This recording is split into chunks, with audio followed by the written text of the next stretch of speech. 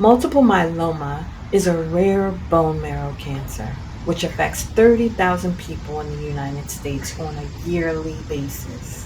One in every five patients diagnosed with multiple myeloma in the United States is African American. By 2034, it is estimated that African Americans will make up roughly 24% of the newly diagnosed myeloma population. Black Americans are not only at double the risk of white Americans for multiple myeloma, but also develop it about 5 to 10 years earlier.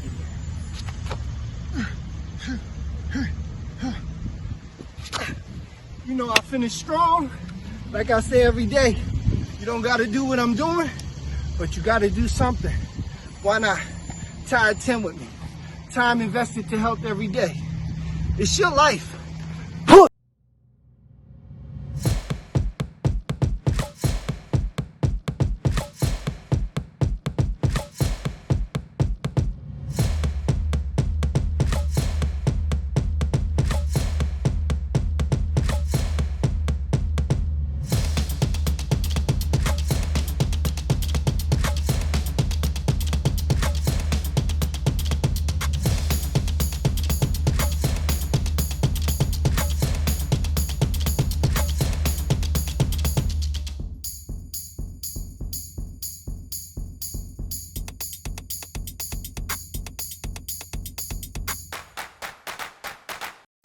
Welcome back to Hidden Parts of the Podcast. I'm Sean Monet. And in honor of cancer awareness, this episode is really special, near and dear to me. We're going to talk about a specific cancer by the name of multiple myeloma. It's a cancer that attacks the white blood cells that are found in your bone marrow. Today, my special guest is my friend, Charles McGee. He has a lot to discuss on this topic, and I'm excited to have him here. Welcome, Charles. Hello. Thank you. Thank you for accepting the invitation to come and talk to me. I know this has just been a long 6 months for you, Yes. and I'd like to hear from you what you've been going through. Um, well, it all started about March. In March, I was doing my everyday workout at Lake Montebello, and I bruised my sternum, and I went to go get it checked out. And as I was healing from that, like a week later, I started feeling a pain in my back, and so I went back to my primary, and I'm saying my chest is healing, but I'm feeling some pain in my back. She tells me, well, just don't, take a break from working out. Don't do so much pushing and pulling. I continue to work out. I just cut back on the push-ups and pull-ups. And as each week that went by, I kept feeling the pain wasn't going away. It was actually increasing. And so each week, as from March, probably 15th, 16th, every week, at least twice a week, I'm going to either my primary or the emergency room. And they doing the same thing. I guess since COVID, everything changed, where all they do now is draw your blood. No matter what you say was wrong, they just take your blood. So they kept taking my blood, and once they gave me a call and said, everything's fine. They told me your white blood cell count is low. So I'm like, what did that mean? So I'm the wrong thing to do. Dr. Google. Google is telling me everything except what I should know. So I'm really stressing now because Google, the stuff that it said in there, I'm dying, right? So I April, got to like April 22nd, I was doing my workout, and the pain in my back was excruciating. So I couldn't finish my workout. And so I wrapped up there, went home, took a shower, got to work, and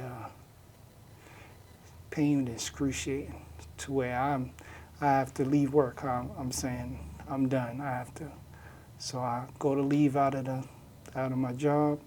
My sister's there outside, and she's like, I just came to check on you.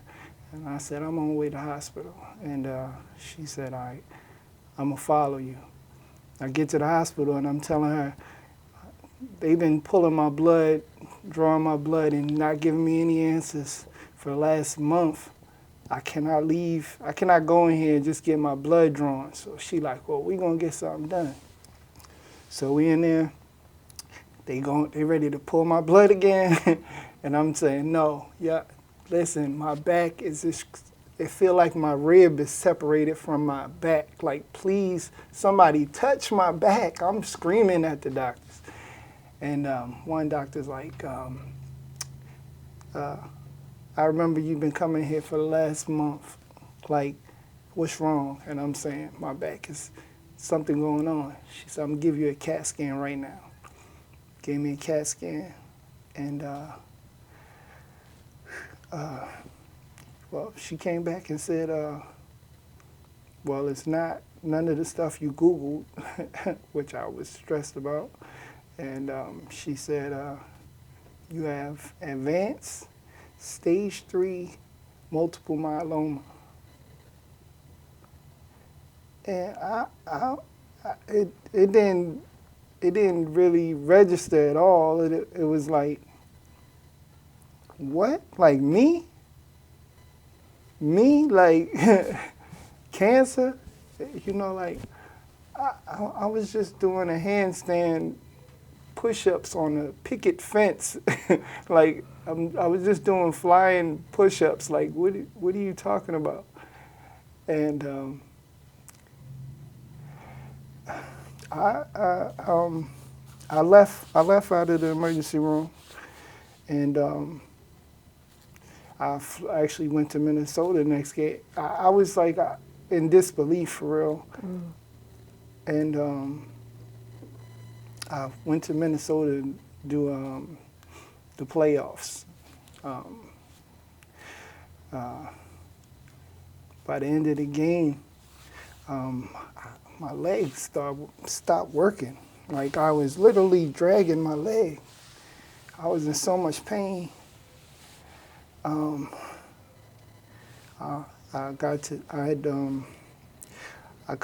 was in so much pain I couldn't even lay down in my bed that night. And by the morning, on my way to I got to the airport, and I couldn't get out of the car. Like literally, I couldn't walk. And I didn't know what was going on. So I got wheelchair access, and got me through the airport, onto the flight. I made it home. My brother picked me up, and I don't know if I like just willpower like made it into the house, and just try. I don't know what I was doing, but I was just trying to be home. But the pain was so excruciating that my brother had to call an ambulance because I couldn't lay down, and I just couldn't get comfortable. So the ambulance came pick me up, and so this is the 25th I'm at the hospital. It's 3 days from when they told me, and the doctors came in, and I told him I had just been diagnosed with multiple myeloma, and from the CAT scans and stuff that they did that night, they found out that one of my vertebrae was crushed. So I had to stay in the they told me I had to stay in the hospital. The 27th, I started chemo and radiation. And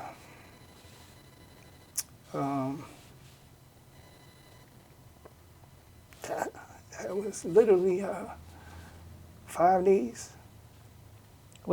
You had to start treatment within 5 days of all of this happening. Of you finding out. 22nd, I started chemo on the 27th and radiation. And I couldn't walk. I couldn't walk without a walker. Getting up was excruciating. Everything was excruciating. So you're in pain and you're trying to accept the fact that you've been diagnosed with this multiple myeloma. Did they give you any information about what multiple myeloma was, or they just handed you a diagnosis and left it up to you to kind of figure it out? That's exactly what it was. It was they told me the diagnosis, and it was like I was Googling and reading as much as I could, but that was really after I got to the hospital, because from the time they told me, it wasn't no acceptance. I wasn't like, hey, I got cancer. Like, no, I didn't tell anybody. I went and I didn't even get a chance to tell my kids before I was in the hospital. I mean, it literally was like a diagnosis, and then everything just hit like the next couple of days, within 5 days. And you talking to somebody who worked out every day for the last 5 years. You worked out every day for the last 5 years, and you went to your regular doctor's appointments, right? And I went to regular doctor's appointments for anything that was wrong with me. I would go to the hospital or to my doctor.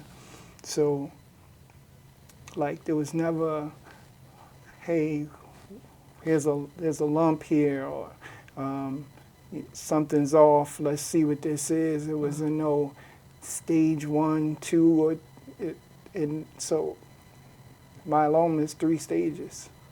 They told me I'm advanced stage 3 multiple myeloma. So I'm saying, like, well, what's the next stage? That's what I was about to ask you. The next stage is death. So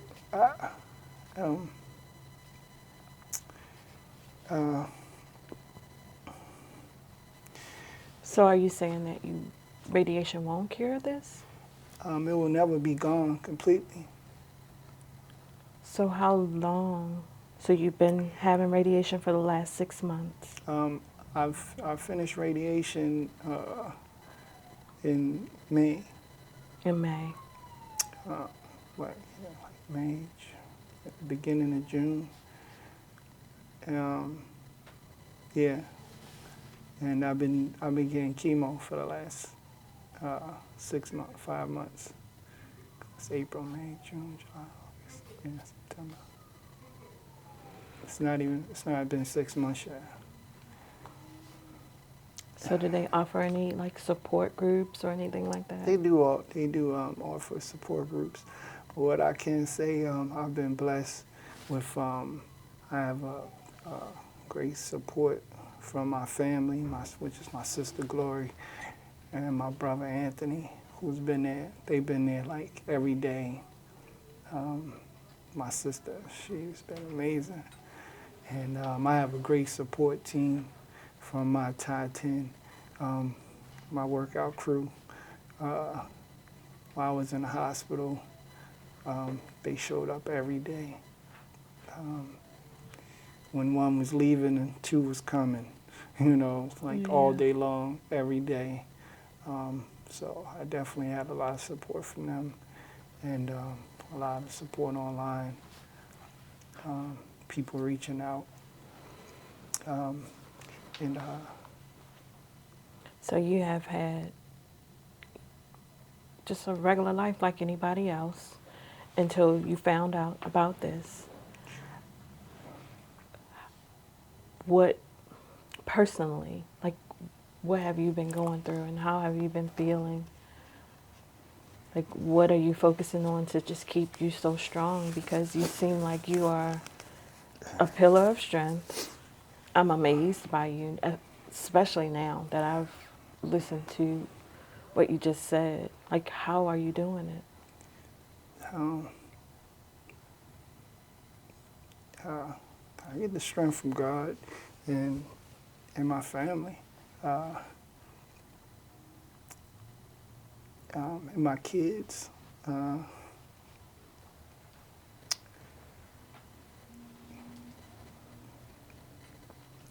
uh, So, you have an awesome group, and it's Top 10 with me. yeah. How did you start it? um,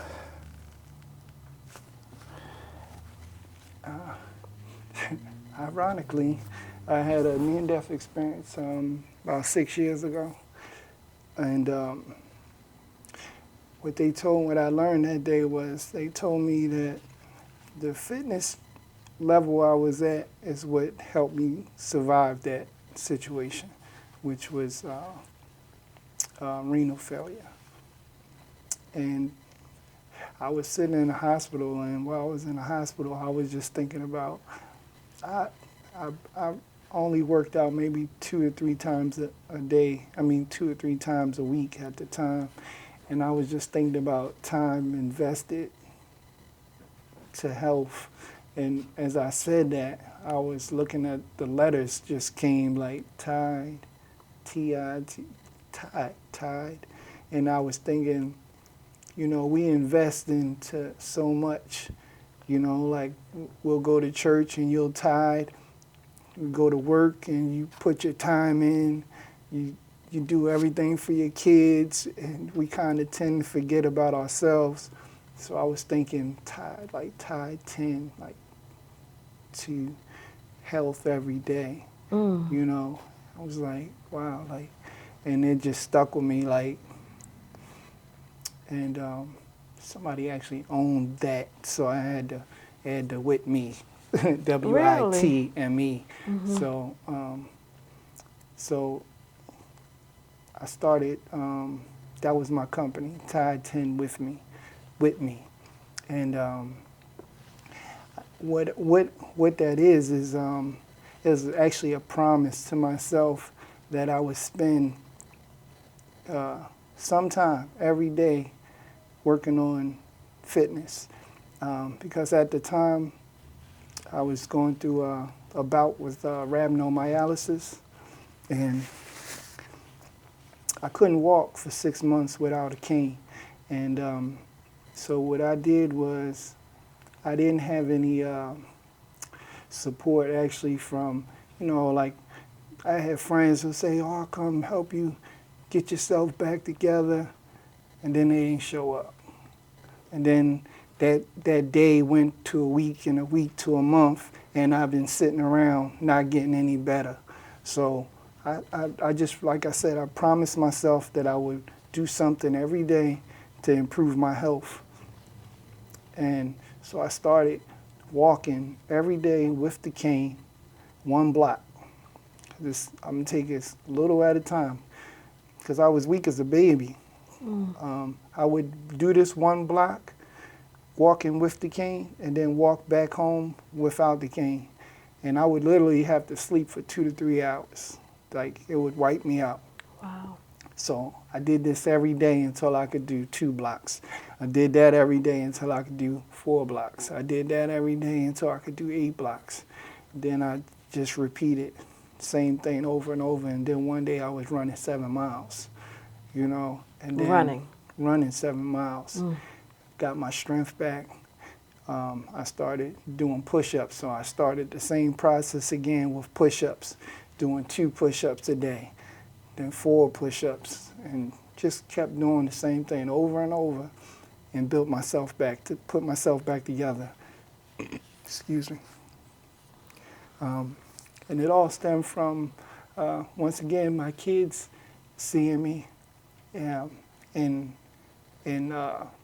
having a conversation, because I looked like I was going to pass away at the time, you know. And once I heard that and I felt that, I didn't want to become that. So I just, this was my plan on, and that's what I did. So, and then I basically just built a program, a fitness program, on that same model. So it's like, you know, you go to the gym, you tell the trainer, this is what I want to do.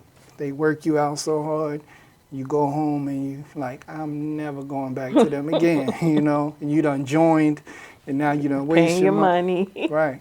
So my process is, it's about building you, not killing you. So it's like, if you only could do 1 push-up, let's do that 1 push-up the best you can do, and we're going to come back until we get to, you know what I'm saying? Like, and we just keep going from there, instead of trying to get you to do 50 push-ups when you never done one, you know? So, and that's basically my program is just, it's about building you up little by little, using your strengths. What can you do? I can dance, let's dance until we able to do squats, you know what I'm saying? Let's, it's about movement. That's really what it's about. Like, letting movement be your medicine, you know. I was just thinking that movement. Yeah, So it's all about movement. you can't do the same moves like you could prior to your diagnosis, but No. will you still use it as your medicine? Oh, I'm doing the same thing I did in the beginning. I started over. I'm not as, there's a lot of things that I can't do right now, or I'm not able to do. I'm gonna say can't. That you shouldn't do. I shouldn't do. But yeah, I'm doing the same process. I'm starting over. I'm back on 10 push-ups, 20 push, you know, building until I could get to 20. You know, I'm just starting that same process over, because I'm not gonna let nobody tell me what I can't do. I mean, my motto is F cancer, you know. So for cancer, and it's for I'm going to say it. Fuck cancer. right? And that's you. Is Yes. that the push-up that you... Yes. So this actually was when I couldn't walk for the 6 months, and I had goals of regaining my strength. This was my goal, was be able to do. I said I was going to be strong enough to do handstand push-ups, and this was actually my first handstand push-up. So I made that my logo.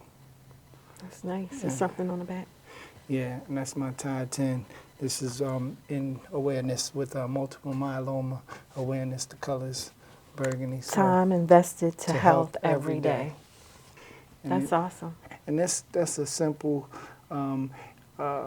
motto that I think people should keep in mind. Like, Is this mine? Yes, that's Okay. yours. And it's my Tide 10. Thank you. Time invested. I didn't mean to cut you off, but you said you think it's a simple motto for Yes. people to... To keep in mind every day that you can always do something, whether it's walk. You know, a lot of people say, "Oh, I haven't worked out in years." Start off with walk around your house, walk around your apartment. You know, park a little bit further away from the store before you go in. Little things. It doesn't take much for you to. You only need. You could get a good workout in a minute, you know, whether it's right before you wake up in the morning, you watching the news, before you go and jump in that shower, have your coffee. How about a minute or 2 minutes of jump rope. You know, Jump rope is hard. you don't even have to jump rope. You could just do high knees. Okay. You know, lift your knees where you acting like you jumping rope, spinning your arms, just getting that heart going early in the morning. You know, before you spend the rest of your day. You know, you don't need the coffee to get your heart going. True. But some, you know, I get it. You know, but that's what I encourage a lot to my friends and family is, and everybody. If you anybody that comes out to the lake, they know the man with no shirt. What days? I'm out there every day. Every day? What time? The only days I'm not out there now is my days of chemo, which is Thursday. But I'm out there every day, 5:30 a.m., Monday through Friday. I seen that face, 5:30 a.m. Yes, 5:30 a.m. So all I have to do is show up? Is there a registration or anything like that? All you have to do is show up. I have everything out there. Mats. And you have a wonderful team because I watch. Yeah. I just don't physically join. It's okay. And Saturdays and Sundays, I'm out there at 7 o'clock. 7 a.m. A.m. Okay. Yeah. So where exactly? Right at the pull-up bars. Okay. Is it parking over there? Yeah, it's free parking. Okay. You just show up and say, I'm here. That's it. Let's get it done. That's it. Just show up. And, yeah. For both men and women. Men and women and children. Movement is medicine. Movement is medicine. So when you were talking about it, Charles, you lit up like a Christmas tree. Yeah. And I could see that you're so passionate about it. So my group is mainly 50 and over. I'm 51.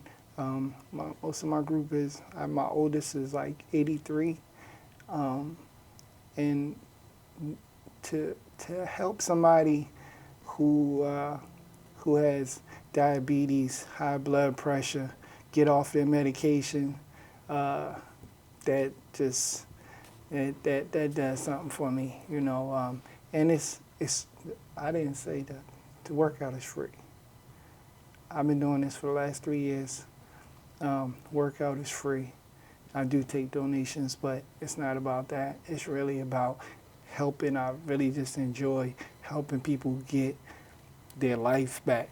You know, I have people who's down 50, 60 pounds over the last 2 years. I think most of my people been there like 2 years. I have people who have been there a few weeks, few months. It's for me, it's really about helping people get that, like, if you're not able or you have support to wherever it's, just to help you go, to have that gym support, that buddy, this is like the perfect place to come. Like, it's family. It feels like everybody is family. I just call them family. Mm-hmm. It's very supportive. It's no badgering you. It's really about encouraging you. And I do stuff like give out trophies and awards. So it's wow. It's like I said, I'm there every day except my chemo days, and it's free. What more do you want? That's big of you. And you're investing in people, right? And going through all of this at the same time. Yeah. I literally get chemo, go home, go to sleep, and I wake up the next morning and I'm back out there. Is it a form of therapy for you also? It's definitely therapy for me. So I need it as much as they do. If not more. So, excuse me. So through this process, you're diagnosed with cancer and you're a survivor because you're thriving. Right. You're living your life as though you don't have it. In the back of your mind, you're going through things, but what have you learned about yourself more so through this season than any other season? That's a good question. Um, what I learned about myself through this season. That you're unbothered. I mean, you got like, in a course of 5 days, you went from literal sunshine to a rainy day. And you're sitting here talking about it. Do you know the average person would probably have met their maker within those 5 days? Um, you know, uh, this made me feel a certain way, but no, I'm definitely bothered, and I have my moments. About my sister, she helps me a lot, probably more than anybody. We have, I just lost my mother not even a year ago. And my sister, I call her my mama's sister, my sister mama. She's at every chemo appointment, every doctor's, every appointment. She hasn't missed one. And we have, she give me these, we have this moment where she tell me just like, let it go, and then we're gonna let it go. But we're not gonna sit and dwell and on this, because what I learned was mindset. Your mindset is everything. If I didn't already have the mindset of getting up every day and taking care of myself before I take care of anybody else, that's what Tide 10 is really about. It's about just taking your life and you controlling it for that workout. Before you go, clock in, take care of the kids, everything else that you got going on in your day where you're not in control. That's what Tide 10 is really about. It's really about just you being in control for a minute. You know what I'm saying? Because without you, none of the other things matter. What I have learned is, whether it's your job or taking care of your kids, whatever, or your family, if you taking care of your moms or anybody else, your dad, if you go down, they still got to go on. Whatever's going on is still going to go on. So you not taking care of yourself or putting yourself off one more day. I'm going to start next month once I start eating right. No, start now, because that one day can make a difference, So if what I'm doing can help you live an extra week or extra year or extra 10 years, you know what I'm saying? Like, why not? So. That's good advice. And we, as a people, just take so much for granted. And it's breaking my heart. Like, you're fighting for your life right now, but you're at the same time pleading for people to just Tide 10. Yeah. You are so amazing and strong. Thank you. I know there are many people, me being one, that would have probably punked out. You're motivating. And your sister is heaven sent, because her advice to you, not to dwell on stuff, is really good advice. And again, we take so much for granted. We dwell on a lot. If it's not our health, it's our kids, our job, and all that stuff is not even important, So you are so inspirational and motivating. Through it all. Like, I know you have so much support, but for someone that wants to support you or someone else in their life that may have recently been diagnosed or will be? What are some things that people say that you would prefer them not say, that you would maybe deem as insensitive? Mm. Um, Wait, I might not accord that. So, like, is it something that somebody would say, Charles, I'm so sorry that you're going through this? Is it something that would rub you the wrong way? I'm just trying to teach people, like, how to Oh, to empathize as best as they could, you know, because obviously this is a lot for you.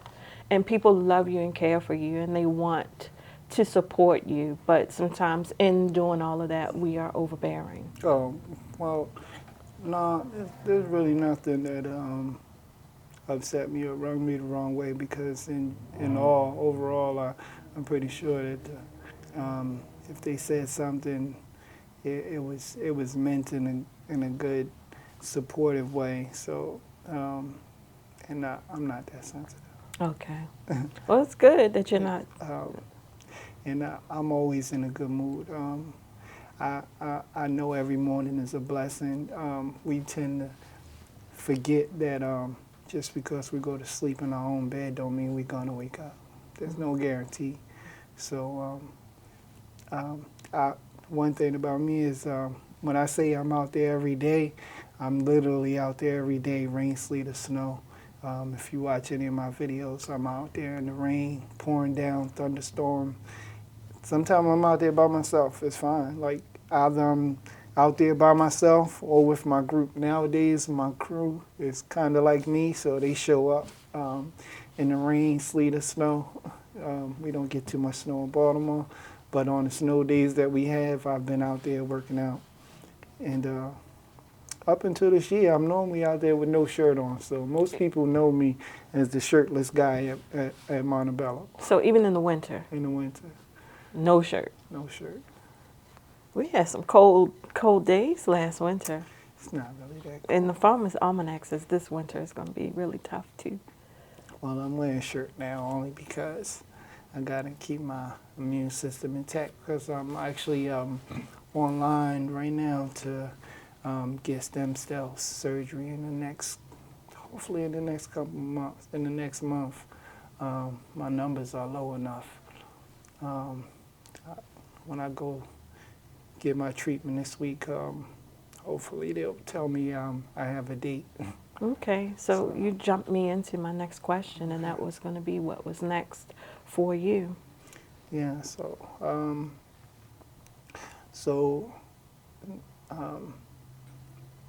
I've gotten stronger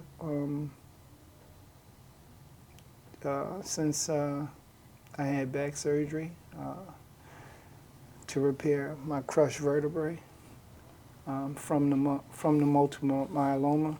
So is that a slow process or something that will eventually happen since your bones are being attacked? Yeah. Well, that was the first thing that happened. Once I got diagnosed, within them 5 days, that's why I couldn't walk. So I had surgery to repair the crushed vertebrae.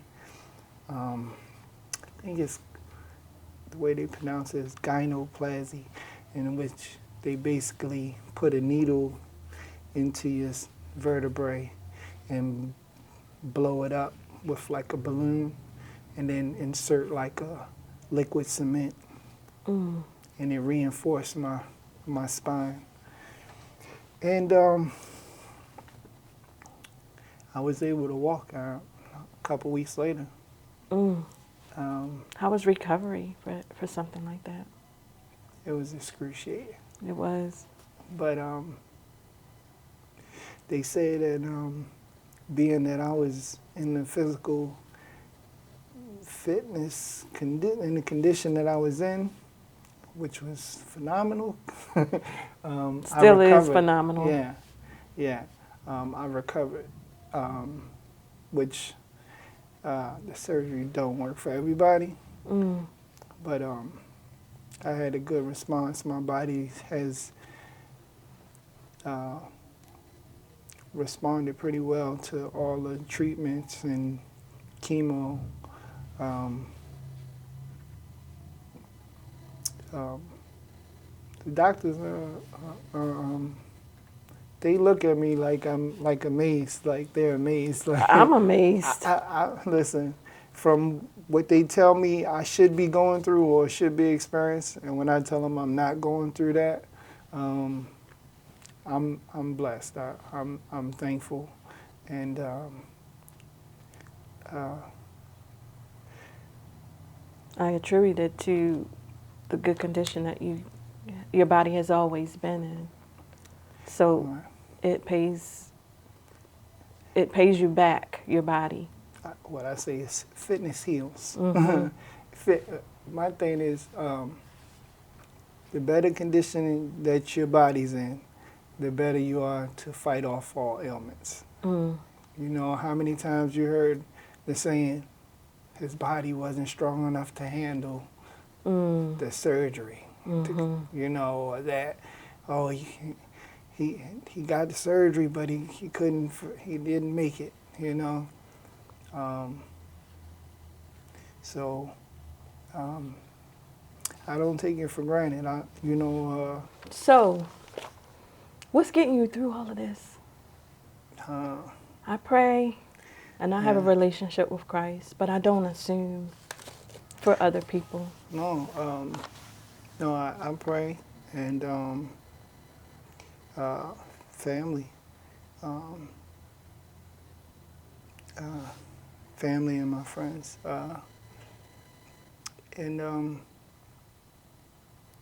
I, I, um, I refuse to allow it. Um, this this situation, this is serious, but the mindset. It's my mindset basically is it's like what was that old different world relax, relate, release. Oh, Whitney from a different Yeah, world. you know, sort of like that. It's like um, it's like it's like going to NA. You know, it's like you you can't dwell on anything. Like I know you have to like live each day and not stress your day. You know, like the stress is gonna harm you. So I just stay as positive as possible, and I'm around positive people. And once again, like my sister doesn't uh, allow me to dwell on anything. She could, we so in tune, like she could look at me and just say what's wrong, and it's she know me like a hand, like what's wrong. I see it in you. I feel it. Like so, I give it to her. We may cry for a minute, and we move it on. We move on from right there. And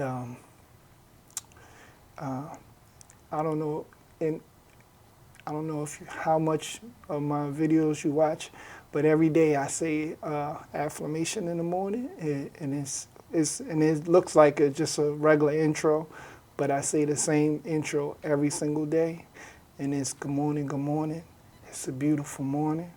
Sometimes it's raining, sometimes it's snowing, sometimes it's freezing, sometimes it's thundering, you know.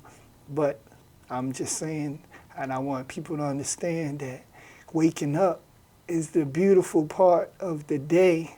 So I have no ill will, like no matter what I went through the night before, no matter how much pain I went through, I'm here today and I'm gonna make the best of it right now, you know. And uh,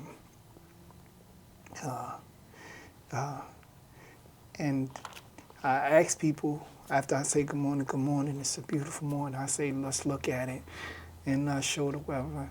And then I'm just saying, I'm about to get my workout in. What are you doing?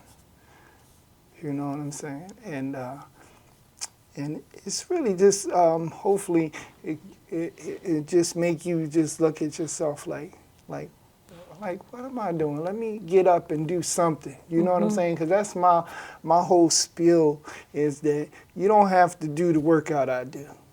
Because sometimes my workout is over the top. It's very strenuous, and Right? for real, it intimidates me because I And it can't can. begin to do some of the And stuff that you're doing. it can be intimidating, but if you look into the crowd of people that's there, you have 66-year-old men, 72, 73-year-old women. You know, everybody's different on different levels. When it looks like they've been coming forever, but it's you working out at your own pace. You know, I'm not there saying, Shawnee, you got to do more. I'm never doing that to anybody. It's like, come on, let's go. You got it. Come on. That's great. Let's go. You know, and that's really my thing is just encouraging people to give me what they got. You know, and it's never my thing is never to send you home where you like, Lord, I don't ever want to see him again. It's just really to show you like you got more in you. You know, like my thing is if most of the people that come, they never played sports in their life. That's what I was about to say. You mentioned a different world earlier, I didn't play right? sports. But life shows you the commercials of the buff people, and everybody's doing what they're doing. It's a different world when you're actually doing the exercise. You don't just walk into the scenario and you're lifting 50 pounds No. and all of that. It's a work in progress. So yeah, it's a different world. There's some people that just get up and go to work. Right. For them to make a conscious decision that, you know what, I'm going to invest into myself. Right. So, and you will slow walk them into that. Right. All right, I'm coming. I'm coming. What else is a different world is you get this diagnosis and they tell you that you need radiation or therapy. And listening to your journey, you said radiation and chemotherapy. Right. And I thought it was all one. Oh no, it's not. So radiation is where they're hitting you with radiation in high volume spots of myeloma or the cancer, where they're pinpointing, hitting that exactly. So yeah, I did a month straight. It was like I think it was a month, 30 days straight of radiation, and and I was doing chemotherapy at the same time. And chemotherapy is, I thought they would just go get a bag of chemo or whatever it was, the Like drugs. on an IV or Yeah, something? it is an IV. They do put it in an IV, Mm-hmm. but it's each bag of chemotherapy is specifically for you. Like I could die if I took your chemo, or if you could die from taking my chemo, Wow. because it goes off of your weight, your blood, your white blood cell count, your red blood cell, all the different things that they check for in your blood when they and then they make each bag of chemo for you right then and there. Like, so it's never like, oh, you can't just go get your bag of chemo. It's not sitting on the No, shelf. no. I never knew that even. So it's made so if you come in and get your blood drawn, it's going to take about 45 minutes for them to make your bag of chemo. And with that, the IV they put in you, and then different specific drugs that they're going to give you to take. So I get a bag, I get the chemo, I take about 10 pills of, I'll get all the names I don't wrong. know, but you went Dex. live one Right, time so right before you. right, so I'm always putting videos up showing me taking my chemo, and it's like 10 pills, and then I get you got to get some fluids, and then you get your chemo, and then I'm getting a shot in my stomach. Um, uh, yeah, so it's like 4 different things that they have to do to complete your chemo. It takes about 2 or 3 hours, depending. And honestly, most people that get it, um, they're down for 2 to 3 days, maybe more. Um, I actually been blessed where um, I, I kind of recover pretty quick. Um, this last cycle, so I'm on my 3rd, 4th cycle, and now when I get chemo, I used to go 2 to 3 times a week. Now I go once a week, and every other week I get sick. So I have a bad reaction to where, so last week I got my chemo, and I got sick immediately. And most of the time,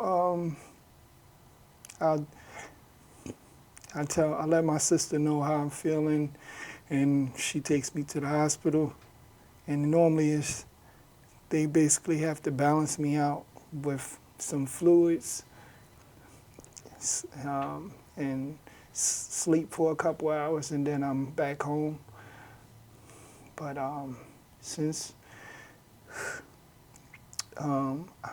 since they had to aggressively attack my myeloma, because they found out when they found out I was in advanced stage 3, so we had a short window, and they're attacking so aggressively, they had to increase the chemo, and it's really strong.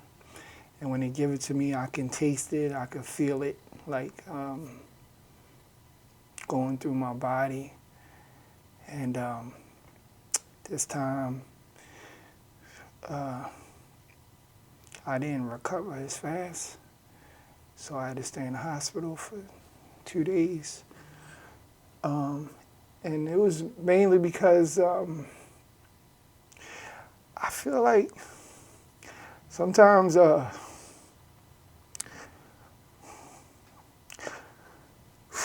like I put so much on my sister that I didn't want to tell her, like, every time something's wrong. So I don't know what cancer looks like, but if I had to say, like, looking at you, I wouldn't think anything's wrong with you. yeah, But look, I wanted to tell you something. Like, everybody has a purpose in life. yeah, Everybody does. And we also have a journey that's predestined. Our steps are ordered. So your sister, God orchestrated all of this, and your sister was assigned to this task. And it's not a burden to her, because it's something that brings her joy to be able to help you. no, So don't ever feel like you're putting too much on anybody that's in your immediate circle, because we all have assignments. And I doubt very seriously that she would ever have a day to complain about what it is that she's doing for her brother. It brings her so much joy, right, even though to you it's probably like, oh my gosh, it's this, it's that. To her, that's a memory. yeah, That's a memory. yeah. And no, that's what she said. She said the same thing. But, some days, like I say, I go through some mental challenges myself, and a lot of times I do feel like Superman, and I feel great, and I look good. Like, the doctors see me and say, man, you don't even look like you sick at all. And once again, mindset, let me go back to mindset again is my daughter and my son came in for my birthday. We took a picture and she posted, and everybody's like, "Oh, y'all look good," I saw that. right? But what I seen was, look, something's wrong. So I said to my daughter, "Send me the pictures that we took." And she took a long time to send the pictures. And when she sent the picture, I kept saying, "Send the picture, not send the picture." She finally sent the picture. When she sent it, I zoomed in, and when I looked at it, I can show you the picture. I could see my eyes sunk in. I could see how small my neck was, and I just looked sick. And I know it's from the chemo, because the chemo causes you to, that's where a lot of people lose their life from, is that the chemo will make you lose your appetite. It'll make you not have taste for food, lose your taste buds. And it did that to me. And when I seen the picture, what I did was I just made a decision that I'm going to eat every 2 hours, regardless if I could taste the food or not, because I couldn't taste the food. For like a month straight, I couldn't, no matter what I did to the food, I couldn't taste anything. So I know what I'm eating. I know I just made a peanut butter and jelly sandwich. I know I just made this rice. I'm just going to eat it, because I'm still going to I should still get the nutritional value of it. Let me just eat every 2 hours, and before I went to bed every night for a whole month straight, I ate a pint of ice cream. Pint, and gained all my weight back. I was down to 146 pounds. I'm back to 183, and So, if you had to motivate somebody that found out yesterday, today, whenever, that they were diagnosed with multiple myeloma or just cancer in general, how would you encourage them?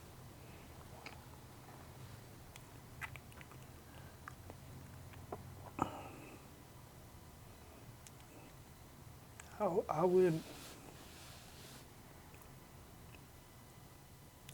would tell them to fight like they trying to save the ones they love from heartache or from the worst pain that they will ever feel.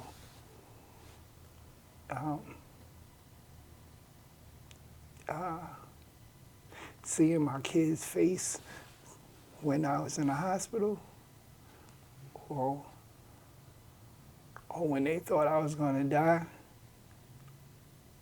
was like the worst pain.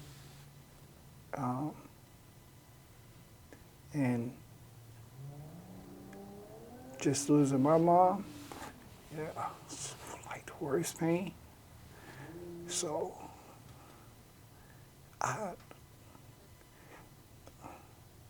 I refuse to die from something that I can change. Like if they just told me I had diabetes and I need to change my diet would be changed the next morning, And that's a lot of, as black people, that's what we die from the most. Like, it's simple steps. They the red pill or the blue pill, it's like they give you that choice all the time. Like, you can take this pill, which is going to kill some other organs, or you can put some fitness and start eating healthy. What do you want to do? Most people take the pills. Because it's a lazy mindset. I don't Right. want to call people lazy, but just a lazy way of thinking. But they didn't hear that the pill is going to kill other organs in your body. You know what I'm saying? So, yeah. So, I mean, I would just encourage them to fight. Like, for me, I love my kids more than anything, and I would do anything just to see them smile, just to see them happy. So, if I gotta fight harder than I ever fought ever in my life to make sure they good, that's what I'm gonna do. Yeah. So you mentioned that your workout class is for free. How could people support you if they wanted to support you? I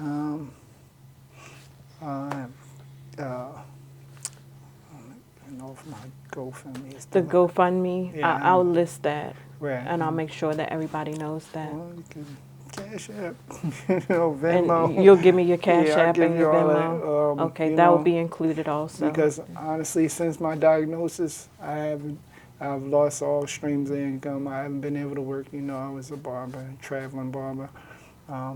Even the strangest thing is that I'm allowed to like be outside around people, but I really can't be indoors around people because of my Your immune system. And being close to having stem cell, so they don't want you to get close to having any type of infection can take you out. So yeah. So it's been rough, but Okay, so I will provide all the information to get you as much support as you thank need, you. and your sister as well. Thank you. I appreciate you. I appreciate you. Really, I do. And it was a lot. It was heavy, the heaviest of conversations that I've had since I had desired to do this podcast. And I don't take it for granted. I love you. I love And you too. I do appreciate you coming Thank and you for hanging having out. me. Thank you for having me. Thank you. It's a big deal and it's not talked about. And for you to step up and be willing to share that with me is big. So I want to thank you. Thank you for having me. I want to encourage people to take Charles up on his offer to type 10 with him. I will disclose the location in this video. And I want to thank you for joining us here at the Hidden Parts Podcast.